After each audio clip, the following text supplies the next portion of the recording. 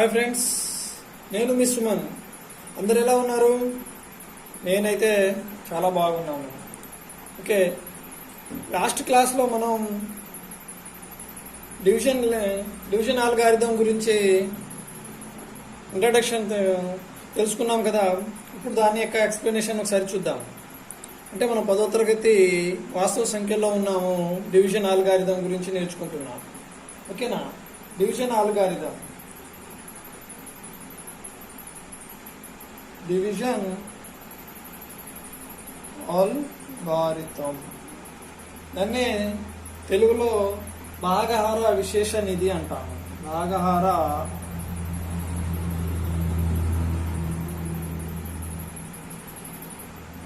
విశేష విధి, భాగహార విశేష విధి అంటాం అన్నమాట. దీన్ని డివిజన్ అల్గారిథం లెమ్మా అని మనం ఇంగ్లీష్లో కూడా అంటాం అన్నమాట. భాగాహార విశేష విధి. అయితే భాగాహార విశేష విధి దీన్ని మనం ఏ సందర్భాల్లో యూజ్ చేస్తామో ఒకసారి చూద్దాం. అసలు ఇది ఎందుకు యూజ్ అవుతుంది, మనం దీనిని దేని పర్పస్ మనం నేర్చుకోవాల్సి వస్తుందో ఒకసారి చూద్దాం. నేను ఏబిలు అనే ఒక రెండు ఇంటీజర్స్, పాజిటివ్ ఇంటీజర్స్ని తీసుకుంటున్నాను. పాజిటివ్ ఇంటీజర్స్ని తీసుకున్నాను అంటే ధన పూర్ణాంకాలు, ధన పూర్ణ సంఖ్యలు. ఓకేనా? Positive integers. అయితే ఇలా ఇచ్చినప్పుడు దీనిని ఒక ఎక్స్ప్రెషన్ రాస్తా. ఏ అనేది ఏమవుతుంది ఇక్కడ? ఏ అనేది విభాజ్యం. ఏని నేను బితో భాగిస్తే, అంటే వితో భాజకము చేస్తే క్యూ అనే కోఫిషియంట్ వస్తుంది, ఆర్ అనేది రిమైండర్ వస్తుంది. అంతే కదా? మనం నిన్న తెలుసుకున్నాము, విభాజ్యము ఈజ్ ఈక్వల్ టు భాజకము ఇంటూ భాగఫలము ప్లస్ శేషము అని. అయితే మనం ఇది దేని పర్పస్ నేర్చుకుంటున్నామో ఒకసారి చూద్దాం. ఓకేనా? ఇక్కడ ఆర్ అనేది దేనికంటే తక్కువ ఉంటుంది అనుకున్నాం? భాజకము కంటే డెఫినెట్లీగా తక్కువ ఉంటుందని అనుకున్నాం. అంటే ఎంత తక్కువ ఉంటుంది? దానికంటే తక్కువ ఉంటుంది, లేదా జీరో నుంచి దానికంటే తక్కువ. 0 less than or equal or less than b. అంతే కదా? Less than B. బి అంటే ఇక్కడ భాజకం కాబట్టి దీనికంటే డెఫినెట్లీగా తక్కువ. ఇక్కడ క్యూ అనేది కోఎఫిషియంట్ అంటే భాగఫలం. భాగఫలం మనం ఎంతైనా రావచ్చు. ఓకే, అయితే ఈ డివిజన్ అల్గారిథాన్ని మనం హెచ్సిఎఫ్ కనుక్కోవడానికి ఉపయోగిస్తాం. హెచ్సిఎఫ్ని కనుక్కోవడానికి మనం ఇక్కడ యూజ్ చేద్దాం. హెచ్సిఎఫ్ని వేరు మెథడ్స్లో కూడా మనం రాబట్టవచ్చు. కానీ డివిజన్ అల్గారిథం ద్వారా మనకు ఇక్కడ ఎగ్జామ్ పాయింట్ ఆఫ్ వ్యూలో ఇంపార్టెంట్. డివిజన్ అల్గారిథం ద్వారా మనం హెచ్సిఎఫ్ని తీసుకురావాలి. హెచ్సిఎఫ్ అంటే ఏంటి? మనం అందరం నేర్చుకున్నాం. ఏదైనా రెండు సంఖ్యల, 2 లేదా అంతకంటే కూడా చేయవచ్చు, ఏదైనా 2 లేదా 3 సంఖ్యల కారణాంకాల అన్నిటిలో గరిష్ట కారణాంకం అతి పెద్ద సామాన్య కారణాంకమై ఉండాలి. చిన్న ఎగ్జాంపుల్ చూస్తే మనం 6ను 8 తీసుకుందాం.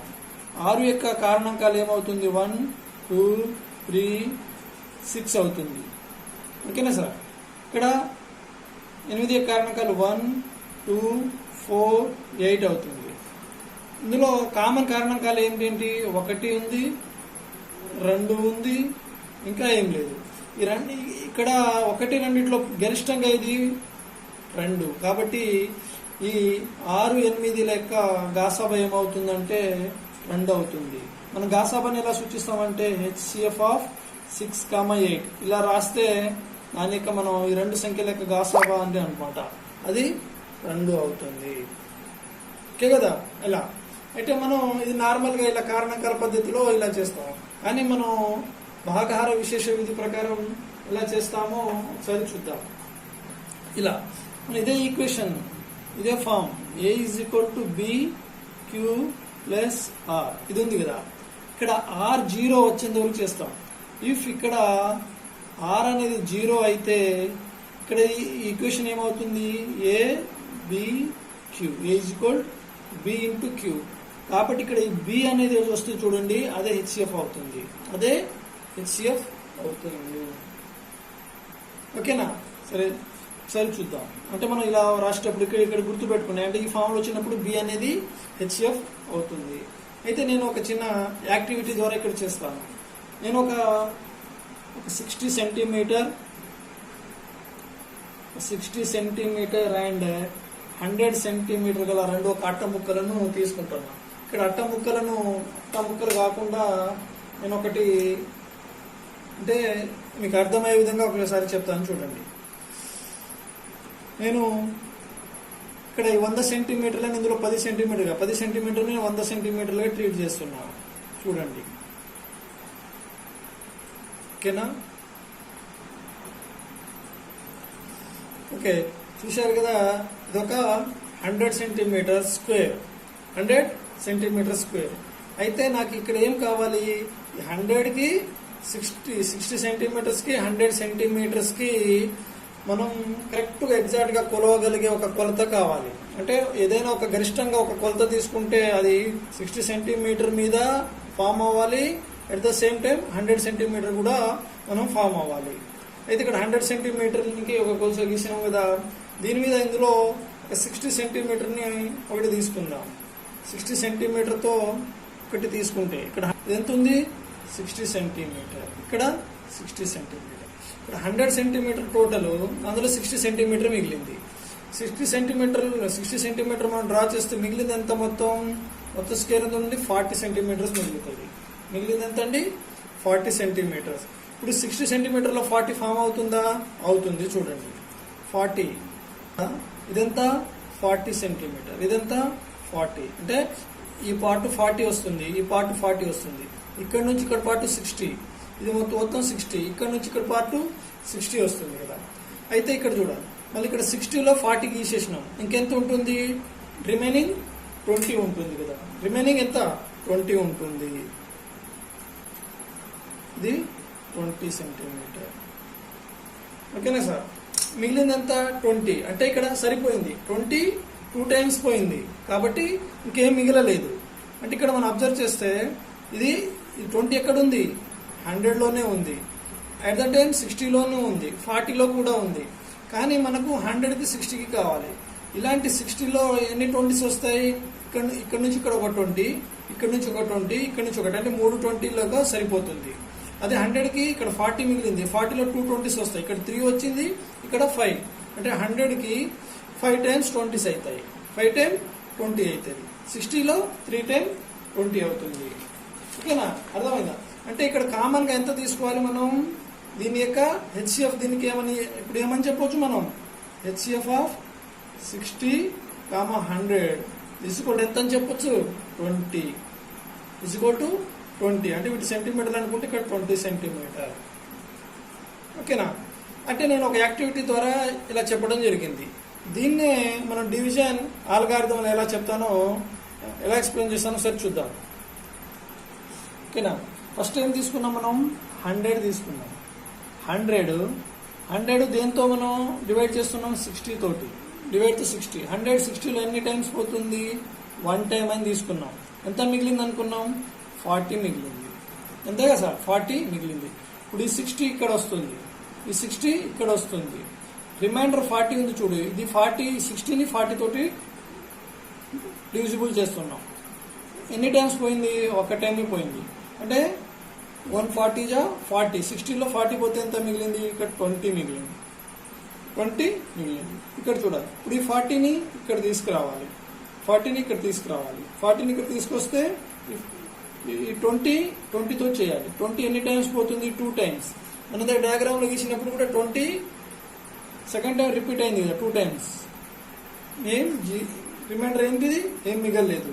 ఇప్పుడు 0 మిగిలింది. అంటే మనం ఇక్కడ వరకు ఇక్కడ స్టాప్ అయింది. ఇది ఎలా ఉంది చూడండి, A = B × Q + R, B × Q + R. ఇప్పుడు R ఎలా ఉందండి, R = 0 ఉంది. నేను ముందే చెప్పాను కదా, R 0 అయితే ఇక్కడ హెచ్సిఎఫ్ ఏమవుతుంది అనుకున్నాం, B హెచ్సిఎఫ్ అవుతుంది. ఇక్కడ B = ఎంత ఉంది, 20 ఉంది. B = 20 ఉంది. సో ఇప్పుడు ఏమవుతుంది, HCF of 100 and 60. 100, 60 is equal to ఎంత 20. 100, 60 is equal to 20. ఇంకో మెథడ్కి ఎలా చేస్తామో చూడము. 100 కదా మనం చిన్నప్పుడు నేర్చుకున్నది. 100, 60 ఎన్ని టైమ్స్ 1 టైమ్ 60, రిమైండర్ 40. ఇప్పుడు ఈ 40 కదా, ఈ 60 ఇక్కడ వస్తుంది అంతే కదా. 41 జా 40, రిమైండర్ 20. ఇప్పుడు ఈ 40 ఇక్కడ వస్తుంది ఎన్ని టైమ్స్ 2 టైమ్స్ అంటే 40, రిమైండర్ 0. రిమైండర్ 0 వచ్చేంత వరకు మనం చేస్తాం. కాబట్టి ఇక్కడ మిగిలింది ఏంటి హెచ్సిఎఫ్. ఈ హెచ్సిఎఫ్ ఎంత మిగిలింది 2 మిగిలింది, 20 మిగిలింది. కాబట్టి 20 హెచ్సిఎఫ్. ఇలా మనం డివిజన్ అల్గారిథం చేసేటప్పుడు ఇక్కడ 0 రిమైండర్ 0 వచ్చేంత వరకు చేయాలి. రిమైండర్ 0 వచ్చేంత వరకు చేసిన తర్వాత కోఎఫిషియంట్ పక్కన ఉంటే ఈ నెంబరు అదే హెచ్సిఎఫ్ అవుతుంది. ఇలా హెచ్సిఎఫ్ అవుతుంది. కంటిన్యూషన్ ఎంతవరకు ఎగ్జాక్ట్లీగా 0 వచ్చేంత వరకు ఉంటుంది 100%. కాబట్టి ఇలా చేస్తే అదే హెచ్సిఎఫ్ అవుతుంది. దీన్నే మనం భాగహార విశేష విధి అంటాం. ఏమంటున్నాం భాగహార విశేష విధి అని ఇక్కడ అంటాం అన్నమాట. ఓకే, అర్థమైందిగా.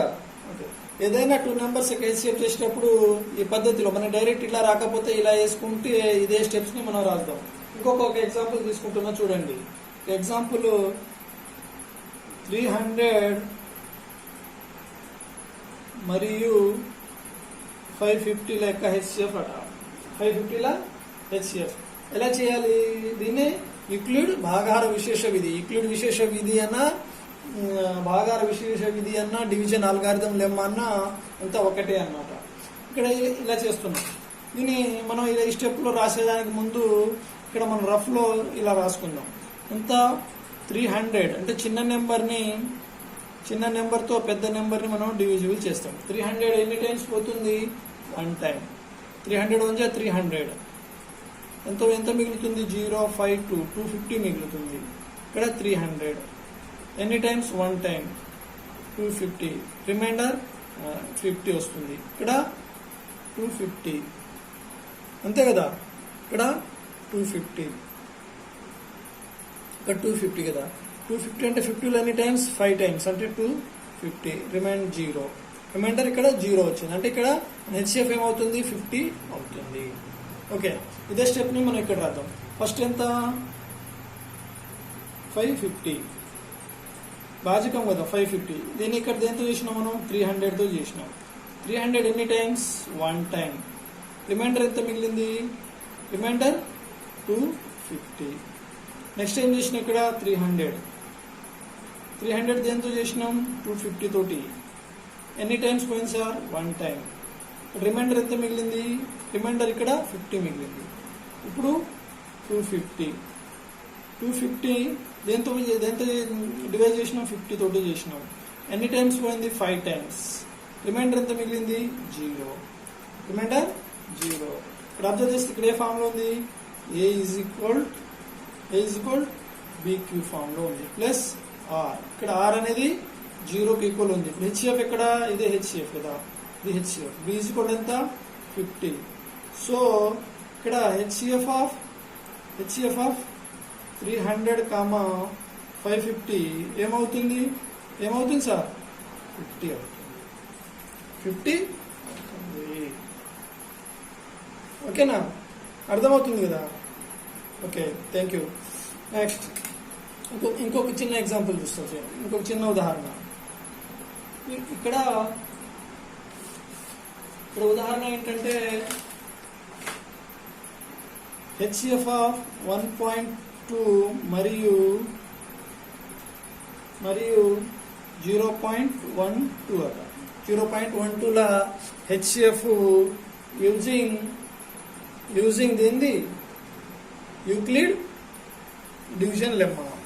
ఓకేనా, భాగాహార విశేష విధి ప్రకారం దీని హెచ్సిఎఫ్ ని మనం ఫైండ్ అవుట్ చేయాలి. ఇక్కడ పాయింట్స్లలో ఉన్నాయి. ఏదైనా రెండు నెంబర్స్ ని ఒకే నెంబర్తో మల్టిప్లై చేస్తే వాటి యొక్క వాల్యూస్ పెద్దగా చేంజ్ అవ్వదు అనమాట. నేను 1.2ని ఇంటూ 100తో చేస్తున్నా. 100తో మల్టిప్లై చేస్తే ఇక్కడ 100 అంటే 2 100s వస్తాయి కదా. అంటే 1 పాయింట్ తర్వాత డివిజిబుల్ పెడితే ఎంత వస్తుంది 120 అవుతుంది. 0.12ని 100తో మల్టిప్లై చేస్తే 2 పాయింట్స్ ఎలా పోతాయి. కాబట్టి ఎంత వస్తుంది సార్? 12 వస్తుంది. ఇప్పుడు మనం ఈ 120కి 12కి 120 అండ్ 12కి హెచ్సిఎఫ్ కనుక్కుంటే సరిపోతుంది. 120 12 ఎనీ టైమ్స్ 12 10 జా 120 అంటే సింగిల్ స్టెప్లో అయింది. రిమైండర్ 0 వచ్చింది. మనం ఇక్కడ రాద్దాం. నేను ఎలా రాస్తున్నాను? నేను 120 = 12 × 10 + 0 అంటే ఇక్కడ హెచ్సిఎఫ్ డైరెక్ట్గానే మనకు 12 వచ్చింది. కానీ ఇక్కడ ఇచ్చింది మనం డివిజన్లలో అంటే డెసిమల్స్లలో ఉన్నాయి. మన హెచ్సిఎఫ్ 12 వచ్చింది. ఈ 12 ఎలా వచ్చింది? మనం అంటే వీటిని మనం నెంబర్స్ని ఇంటూ 100తో చేసుకున్నాం కదా. కాబట్టి 12ని మనం 100తో డివైడ్ చేస్తే మనకు వచ్చే కరెక్ట్ ఆన్సర్ వస్తుంది. ఇక్కడ బై 100 అంటే 2 డెసిమల్స్ ఉన్నాయి, 2 జీరోస్ ఉన్నాయి. కాబట్టి 2 డెసిమల్ తర్వాత మనం 12 ఉంది కదా, 2 డెసిమల్ తర్వాత పాయింట్ పెట్టుకోవాలి. 1 2 పాయింట్ అంటే 0.12. ఈ రెండింటి యొక్క హెచ్సిఎఫ్ ఏమవుతుంది? HCF of 1.2 and 0.12 is equal to 0.12. ఇలా ఏదైనా రెండు నెంబర్లు ఇచ్చినప్పుడు మనం రఫ్గా ఇలా డైరెక్ట్ రాయడం కుదరకపోతే ఫస్ట్ ఇలా రాసుకొని అదే మెథడ్ని ఈ రూపంలో డివిజన్ అల్గారిథం రూపంలో మనం ఫార్మేషన్ చేయాలి. ఓకేనా? పైన మనం ఒక క్వశ్చన్ చూస్తే ఇక్కడ ఒక ఉదాహరణ ఏమని ఇచ్చాడు? Q అనేది ఒక పూర్ణ సంఖ్య అయినా ప్రతి ధన సరిపూర్ణ సంఖ్య 2Q రూపంలో మరియు ప్రతి ధన బేసి పూర్ణ సంఖ్య 2Q ప్లస్ రూపంలో ఉంటుందని చూపండి. సరే క్వశ్చన్స్ అర్థం. మ్యాథ్స్ ఏం లేదండి, క్వశ్చన్స్ అర్థమైతే వాట్ ఈస్ గివెన్ అని అర్థమైతే మనకు 50% సొల్యూషన్ చేసినట్టే. ఓకేనా? ఇక్కడ మనం ఏదైనా అంటే సొల్యూషన్ ఏంటిది? ఏ అనేది ఒక ధన పూర్ణ సంఖ్య తీసుకున్నాను నేను. ఏ ఈజ్ పాజిటివ్ ఇంటీజర్, అనేది ఒక పాజిటివ్ ఇంటీజర్ తీసుకున్నాం. ఇక్కడ మనకి ఏ ఫామ్ లో ఉండాలంటున్నాడు? అదే ఈవెన్ నెంబర్ అయితే 2Q ఫామ్ అట, ఆడ్ నెంబర్ అయితే 2Q ప్లస్ ఫామ్ లో ఉండాలట. 2Q ప్లస్ ఫామ్ లో ఉండాలి. అంటే ఇక్కడ B ప్లస్లలో ఏముంది అంటే దీన్ని మనం ఈ ఫస్ట్ ఫామ్ ఈవెన్ ఫామ్ లో రాస్తే A = 2Q ఉంది. అదే ఆడ్ ప్లస్లలో రాస్తే 2Q + 1 ఉంది. అంటే రెండింటిలో కామన్ గా బి ఎంత ఉందండి? 2 ఉంది. అంతే కదా? బి ఎంత ఉంది? 2 ఉంది. మనం ఏమనుకున్నాం? ఈ ఫామ్ లో ఉన్నప్పుడు, ఈ ఫామ్ లో ఈక్వేషన్ ఉన్నప్పుడు A = BQ + R ఉన్నప్పుడు R అనేది B కంటే ఆల్వేస్ చిన్నగానే ఉందనుకున్నాం కదా. 0 r b అనుకున్నాం. అప్పుడు ఈ రెండు కండిషన్లలో R ఏమవుతుంది? రెండు కండిషన్లలో R ఏమవుతుంది? 2 కంటే డెఫినెట్లీగా చిన్నగానే ఉంటుంది. 2 కంటే చిన్నగానే ఉంటుంది. అంటే ఏమేమి ఉండొచ్చు? 0,1 ఉంటుంది.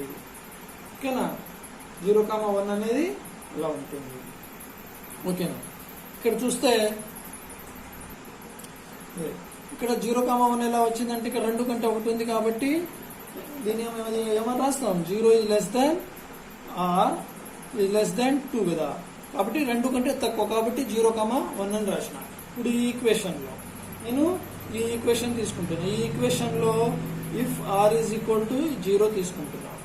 R = 0 తీసుకుంటే A ఇక్కడ ఏమవుతుంది అంటే B అంటే 2Q plus R + 0. A = 2Q అవుతుంది. A = 2Q.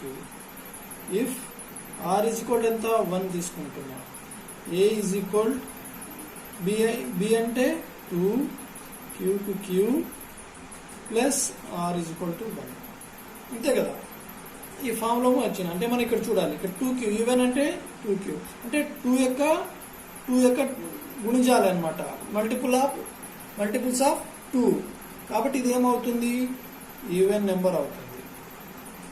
ఈవెన్ నెంబర్ కానీ అంటే ప్లస్ అంటే ఈవెన్ నెంబర్, ఇది ఈవెన్ నెంబర్, దానికి ఒకటి యాడ్ చేస్తే 2 ఒక ఈవెన్ నెంబర్, +1 యాడ్ చేస్తే 3 అనేది ఆడ్ నెంబరు, 6 ఒక ఈవెన్ నెంబర్, ఇంకోటి యాడ్ చేస్తే 7 అది ఆడ్ నెంబర్. సో ఇది ఆడ్ నెంబర్ అవుతుంది. అంటే ఈవెన్ నెంబర్ కానివన్నీ ఆడ్ నెంబర్లే కదా, ఏదైనా రెండు నెంబర్ మన రెండు రకాల ఈవెన్ నెంబర్ లేదా ఆడ్ నెంబర్. ఓకే కదా. ఇలా మనం ఏదైనా ఎక్స్ప్రెషన్ ఇలా ఇచ్చినప్పుడు, మన క్వశ్చన్స్ ఇచ్చినప్పుడు సాల్వ్ చేయాలంటే మనం ఫస్ట్ ఆర్ని తీసుకోవడం రావాలి. ఆర్ ఎంత ఇచ్చాడో ఇక్కడ B=2 ఇచ్చాడు కాబట్టి ఆర్ అనేది 1, 2 అంటే బి కంటే చిన్న నెంబరే ఉంటుంది. ఆల్వేస్ అది హోల్ నెంబరే అవుతుంది అనమాట ఆర్ అనేది. ఓకే కదా. ఇలా ఈజీగా చేయవచ్చు. అయితే సరే కదా, దీన్ని నేను హెచ్సిఎఫ్ చెప్పాను కదా, హెచ్సిఎఫ్ అండ్ ఇది ఒక మెథడ్ చెప్పాను. నేను టెక్స్ట్ బుక్లో ఉన్న ఎగ్జాంపుల్ ఇది. ఈ రెండు నేను బేస్ చేసి ఇక్కడ చెప్పడం జరిగింది. సో దీని ద్వారా మనం ఇక్కడ ఎక్సర్సైజ్ 1.1 మీరు ఒకసారి ట్రై చేయండి. ఎక్సర్సైజ్ 1.1ని ట్రై చేయండి. ఒకవేళ రాకపోతే నేను నెక్స్ట్ క్లాస్లో వాటిని 1.1 ఎక్స్ప్లెయిన్ చేస్తాను.